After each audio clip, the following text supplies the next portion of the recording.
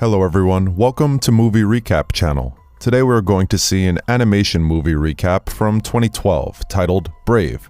Spoilers ahead, watch out and take care. Brave tells the story of Merida, princess of Clan Dunbroch, in medieval Scotland. The film begins with a young Merida playing hide-and-seek with her mother, Queen Eleanor. Her father, King Fergus, joins them and puts his big bow on the table. Eleanor frowns at Fergus for putting a weapon on the table, and Merida takes the chance to grab the big bow and cutely asks to play with it. While laughing, the king comments how his bow is too big for her, and instead reveals a smaller one he had made especially for her. The young girl is overjoyed, but her mother just sighs. Merida begins to practice shooting, but she's no good. She is sent off to the woods to pick up the missed arrow, and in her search meets a will-o-wisp that she gladly follows. When called back, she tells them of how will-o-wisps are real, as she's just seen one in the forest. As they head back home, they are suddenly attacked by a huge black bear, Mordu. King Fergus and his men stay back to hold it off, while Merida and her mother run for safety. 10 years later, Fergus is training his men, having lost one leg from his encounter with Mordu. Merida is now an elder sister to 3 mischievous twin brothers who are very prone to pranks. More importantly, she is of marriageable age. Queen Eleanor struggles to teach her manners and etiquette suitable for a lady in court, but Merida is a hard nut and a tomboy, just like her father. Merida, however, gets one day free from all parental and societal responsibilities. On this day, she gallops with her horse into the woods, doing whatever she likes.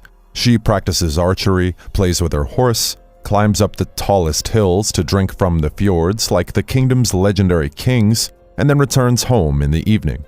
She returns one evening from her escapades and finds the family at dinner. King Fergus is regaling the twins with tales of his fight with Mordu a long time ago. Merida joins them by interrupting and continuing her father's story. Merida tries to grab her mother's attention by telling her exploits in the fjords. Her father praises her for being like the legendary kings of the past, who did the same. Mother is not even listening. Soon enough, Morty, their maid, bounces into the room with a tray of letters for Queen Eleanor. After opening them and reading the contents, she quickly excuses the 3 twins and calls upon Fergus to explain and break the news to his daughter. When he is unable to do so, she sighs and does it instead. Eleanor then informs her daughter that the kingdom clans are presenting their sons for Merida's hand in marriage. Merida is shocked and refuses to go through with it. They get into an argument and she storms out of the dining room. Eleanor follows her daughter to her room and tries to convince her by telling her the legend of a past kingdom with a prince who did not follow his father's will and instead led the kingdom to destruction. Eleanor leaves by saying the ceremony will go on with or without her approval. Eleanor, while grumbling to her horse, vows not to go along with it. The day comes and the major clan heads arrive before the king to present their sons. Merida is forced to endure a grooming makeup session by her mother. Merida is uncomfortable, but the twins are in their element playing pranks on the castle guards. All the clan lords present their sons, but none are to Merida's liking. The hall descends into chaos when the clans start throwing fists at one another, while King Fergus jumps in to join the fun. Everyone seems to have forgotten the reason they are here until Eleanor steps in and restores order by dragging her husband and the 3 clan lords out by their ears. Eleanor takes over the ceremony of presentation, and when Merida is prompted to choose a game that the suitors would compete for her hand, she promptly chooses her favorite, archery.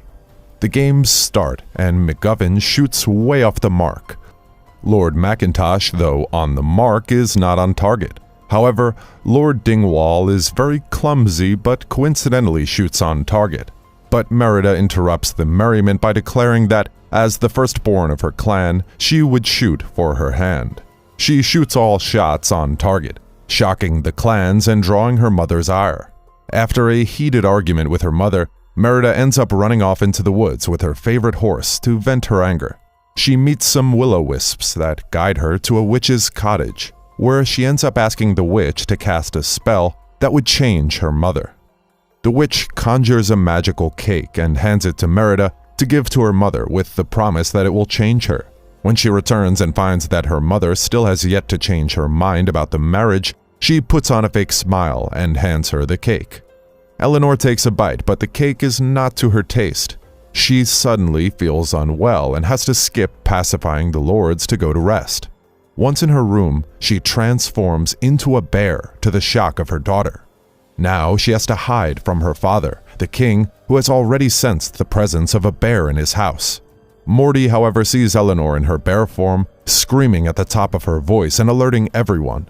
The whole castle is now in arms, looking for the bear, and Merida enlists the help of her 3 twin brothers, who divert the king and the clan leaders, and they manage to sneak their bear mother out of the castle and into the forest. In the forest, Merida tries to go to the witch's hut, but is unable to find it since the wisps that led her there refuse to show themselves. Her mother, however, uses her bear's nose to find the way to the cottage, but the witch is not around, having gone to the festival.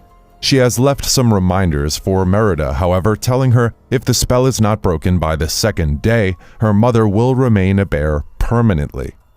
Merida and her bear mom stay in the forest, and though Eleanor is now a bear, mother and daughter start to bond. However, Eleanor is starting to lose her mind and become a full-fledged bear. Wisps appear and lead them to the ruins of a past empire, where a prince has turned himself into a bear to get more strength. Merida accidentally falls into the ruins, and as she checks it out, she gets visions of how the spell had once happened before to a prince of a past kingdom, who had turned into a huge bear and destroyed the entire kingdom after he lost his sanity. The huge black bear shows itself and begins to chase after them. Mother Bear and Merida on her back run for their lives. With the idea of mending the tapestry she had cut to break the curse on her mom, they return to the castle. The clans are almost descending into war, but Merida's appearance stalls them. As she distracts them while her mother sneaks into her room, she unwittingly uses her mother's lessons to quell their anger. Eleanor looks on proud of her grown daughter. But Eleanor is losing her mind to the bear, and when the king runs to their room and finds a whole mess, he runs to Merida's, and when he finds her with a bear, he loses it. He begins to attack the bear, and Eleanor, on the verge of her sanity, fights back. Seeing she is now a danger to her family, she escapes back to the woods. Fergus goes on the chase, but not after locking his daughter in her room. However, the twins now turn into little bears, scare Morty to give them the key, and they get on horse and ride out to save their mom. Eleanor is cornered at the sacred grounds and is almost killed by Fergus, but is saved in the nick of time by Merida and the 3 twins. As the clans wonder at the sight, Mordu appears and begins killing everyone. Eleanor fights with Mordu to save her daughter, and manages to get a huge rock to fall on the huge bear, killing it. The prince's soul is released, and he thanks them silently before turning into a wisp. But it is dawn and the curse will almost become permanent. Merida cries and begs for her mom's return, unknowingly fulfilling the requirements for breaking the curse. The sun rises and the curse is broken. Her mother and little brothers return from their bear forms. The clans are united again, and clans head back with a pledge that future heirs will choose their suitors and win their hands in marriage. The film ends with both mother and daughter riding their horses into the forest to adventure. Thanks a lot for watching, guys. If you like this video, please consider subscribing to our channel. I'll be back with another interesting movie recap. Until then, take care.